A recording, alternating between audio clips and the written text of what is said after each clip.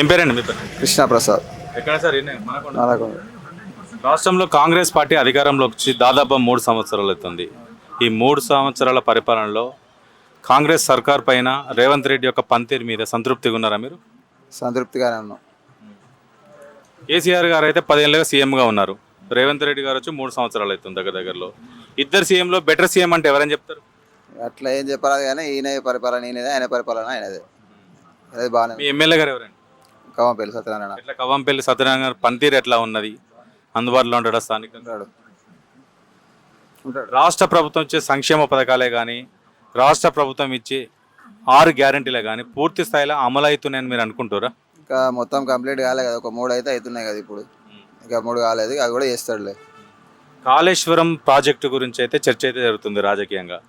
Kaleshwaram project వల్ల తెలంగాణ ప్రజలకు మంచి జరుగుతుందా, చెడు జరుగుతుందా, లాభం నష్టం అంటే ఏమని చెప్పగలుగుతారు మీరు? నాకు తెలియదు దాని గురించి, నేనేం చెప్పాలి, నాకు తెలియదు అది.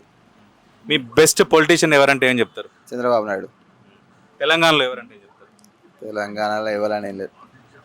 తెలంగాణలో పొలిటీషియన్, మీ బెస్ట్ పొలిటీషియన్?